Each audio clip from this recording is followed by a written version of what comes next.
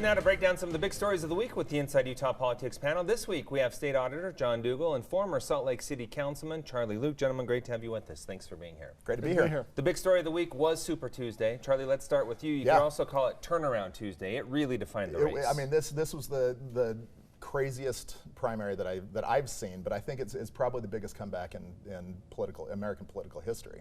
But I think that I don't think we can attribute all of it to Joe Biden being Joe Biden. I think that what we're seeing is that there are a majority of people who are considered the establishment of the party really concerned about a Bernie Sanders candidacy and the chances of actually winning against Trump in November with Bernie is at the top of the ticket. I think that Joe Biden, and I like Joe Biden, but I think Joe Biden won in spite of Joe Biden yesterday, and that's what is the most remarkable. Wow, okay, what an endorsement. We're going to get more into that in just a little bit. Yeah. But John, I want to bring you in. President Trump overwhelmingly taking the state of Utah with 88% of the vote. We know he struggled in Utah back in 2016. Do you take this as a sign as he has won over some of the Republicans who struggled with him? He's won over a lot more Republicans than he did 4 years ago. They're seeing some good things that he's done. I was visiting with a man that I ran into on Monday, and he was talking about how many folks are just dumping on the president. It's unfair. And so you're seeing more and more of those Utahns, especially Republican Utahns, leaning towards the president and supporting him. Let's talk a little bit about early voting. Yeah. We had that here in the state of Utah. Some Democrats cast their votes for candidates who were no longer in the race when it came around. Did early voting impact Super Tuesday, especially for Joe Biden? Absolutely, absolutely, and I think especially in Utah, where you see how well Sanders did, and Sanders has always done well in Utah. His Utah team was great in 2016. They've been working really hard this year as well, and so yeah, I mean I think those who voted early.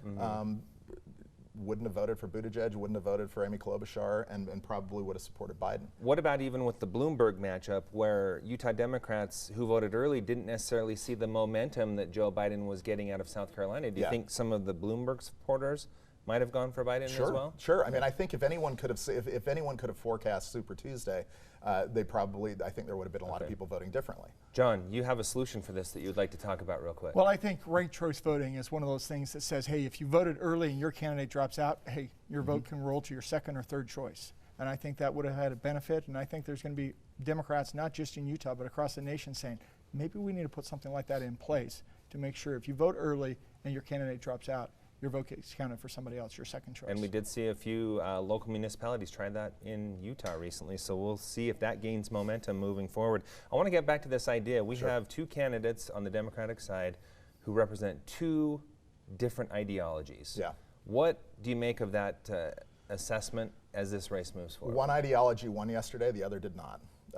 The ideology that we need, the Democratic Party is far more moderate nationally than I think we give them credit for. That is the ideology that won out. Bernie's revolution did not happen. Whether it was young voters not turning out, whether it was Latino voters not turning out in some of the states other than California, that I think that's really the big takeaway. Bernie, I'm going to take issue with part of that. I think the two issues, the two lanes, are Bernie and anti-Bernie. The Democrats aren't just concerned with Bernie head-to-head with Trump. They're also concerned with down ticket. When they have Bernie at the top of the ticket preaching socialism, it makes a bunch of their folks, especially on the fence, very nervous about being on the same ticket with him. We saw this in 2016, though. Bernie supporters are very loyal.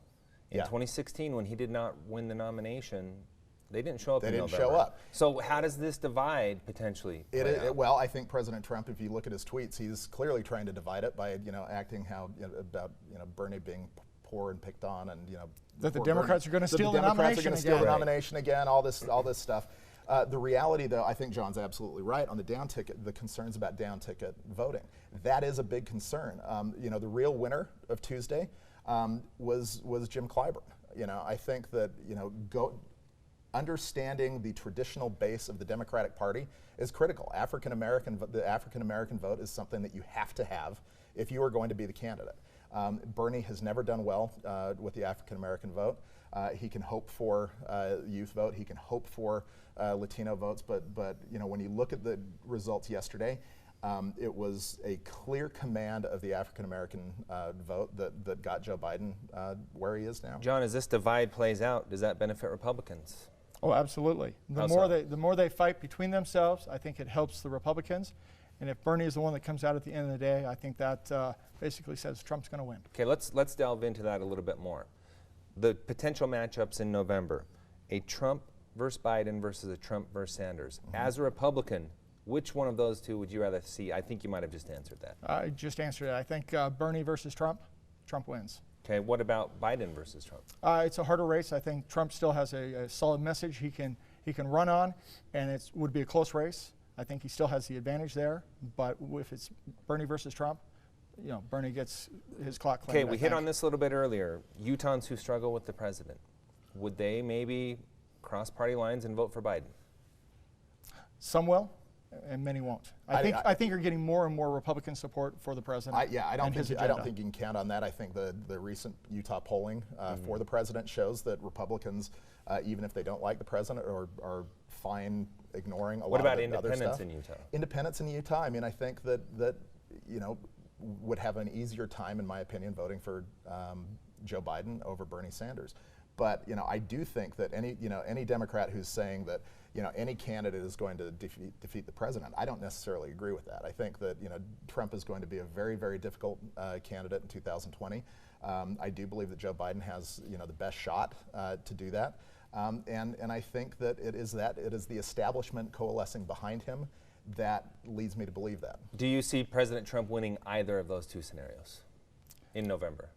I think he wins. I mean, I think he's the front runner right now. I think he's the front runner as well. He's the front runner, absolutely. Okay. And the simple fact is, you've got the dynamic where for a lot of Utahns, they don't like his approach, they don't like his style, but they do like a lot of what he's delivering. Yeah, that's definitely true. I hear that a lot.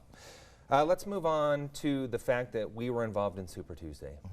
A lot of attention on the state of Utah. Do you guys like the move of getting up to Super Tuesday and becoming more relevant in the primary? I think for Utah, playing a role nationally, we have to have that, and I think this is the first year that we've kind of played around with the caucus 4 years ago, but having a primary, it did make it relevant. It was a big role on the Democratic side. It wasn't really a role on the Republican side. Well, that has a lot to do with the chemistry of the race, though, too, right? If you're going to have an incumbent, if you have an incumbent president, it's not going to be that. Right. Now, I would love to get rid of Iowa and New Hampshire and rotate. Let's get a rotation so it's not always Iowa. I'm good with that too. I think this year we're definitely seeing momentum. Did the results come in yet?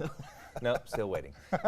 Yeah, if you look back at 2016, 250,000 Utahns cast a ballot for the presidential primary. We're over 500,000 this year.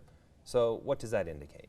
It indicates there's a lot of interest in these races and stuff like that. And when you vote late in the year and it's like, it's already figured out, it's like, my vote doesn't matter. All right. Yeah, Utah needs to act like we're not a flyover state if we don't want to be a flyover state. And I think this was the first real step. I mean, we saw money dropped for advertising. We saw the candidates coming to Utah. It was definitely a different ballgame. Didn't every candidate in the race basically come here? Yeah. Most, yeah. I mean, even Tulsi Gabbard was here. They came here for Some fundraisers. came here early for fundraisers, others later for rallies. All right, gentlemen, great conversation. Thanks so much for being here. Appreciate it. Thank you.